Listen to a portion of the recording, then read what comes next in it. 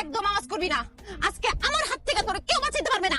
শান্তি, শান্তি তুমি, আমি তো ভয় পেয়ে গেছিলাম। আমি তোমার বয়ফ্রেন্ড, আমি তো ছিনতাইকারী চোর না। তুমি আমাকে পেছন থেকে গলা চেপে ধরছো কেন? গলা চেপে ধরছি তোরে মাইরা ফেলার জন্য। কেন তুমি আমাকে মারবা কেন? আমি কি করছি? ও বাবা, কি করছে সে সেটা জানে না। কালকে সারাদিন আমার সাথে দেখা করে নাই, রাত্রে আমাকে একটা ফোন দেয় নাই, আমি 2টা মেসেজ দিছি, আমার মেসেজের রিপ্লাই দেয় নাই। কারণটা কি বলো তো? জান, কালকে অফিসের কাজের অনেক প্রেশার ছিল, এই জন্য তোমার সাথে দেখা করতে পারি নাই। সারাদিন কাজ করে এত টায়ার্ড ছিলাম, বাসায় গিয়ে বিছানার সাথে পিঠটা লাগানোর সাথে সাথে ঘুম এসে পড়েছি।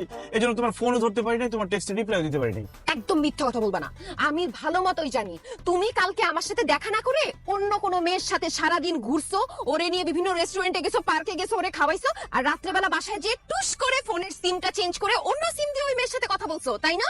এর জন্য আমাকে ফোন দিতে ভুলে গেছো। এখন সত্যি করে বলো, ওই মেয়েটা কে? এসব তুমি কি বলতেছো শান্তি? আমি অন্য মেয়ের সাথে কেন দেখা করবো, কেন কথা বলবো? এক আপদই তো সামলাতে পারতেছি না। কি বললা তুমি? আমি আপদ? তুমি শুধু আপদ না, তুমি একটা মহাবিপদ।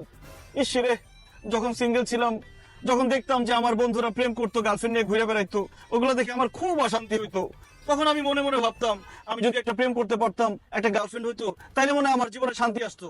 কিন্তু তোমার সাথে প্রেম করার পর তুমি আমারে এত প্যারা দিছো, শান্তি আসা তো দূরের কথা, আমার জীবনে যতটুকু শান্তি ছিল সেইটুকু শেষ হয়ে গেছে। কোথায় যাই, কি করি, কার সাথে কথা বলি, সব সময় শুধু সন্দেহ আর সন্দেহ। উঠতে সন্দেহ, বসতে সন্দেহ, খাইতে সন্দেহ, শুইতে সন্দেহ, ফোন ধরলে সন্দেহ, টেক্সট করলে সন্দেহ।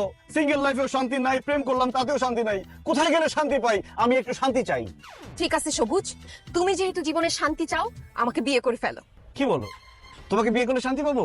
অবশ্যই, কারণ বিয়ের পর তুমি আমার সামনে থাকবা, আমি তোমার সামনে থাকবো, সন্দেহ করার তো প্রশ্নই ওঠে না। আর তুমি যখন কল করবা, আমি তখন একদম চিল্লাপাল্লা করবো না, উল্টা তোমার সাথে আমি অনেক আদর করে কথা বলবো, তোমার জন্য নিজ হাতে রান্না করব, রাতে তোমার মাথায় হাত বুলিয়ে তোমাকে ঘুম পাড়ায় দিব, আর বিয়ের 1 বছর পর একটা বাচ্চা নিয়ে নিব। সেই বাচ্চা তোমাকে আদর করে বলবে আব্বা আব্বা, জীবনের শান্তি আর শান্তি। আসলেই তো, বিয়ে করলে তো সব শান্তি। ইস, আমি এত বোকা কেন, একদিন বিয়ে করলাম না কেন? আচ্ছা ঠিক আছে, আজকে আব্বা আমার সাথে কথা বলবো, বিয়ের দিন তারিখ ঠিক করে ফেলবো। জান, তবে একটা জিনিস মাথায় রাখতে হবে, আমাদের বিয়েটা যেন ধুমধাম করে বিরাট আয়োজনে হয়, যাতে শহরের সবাই জানতে পারে শান্তি আর সবুজ বিয়ে করতেছে। ঠিক আছে। জান, আই এম সো এক্সাইটেড।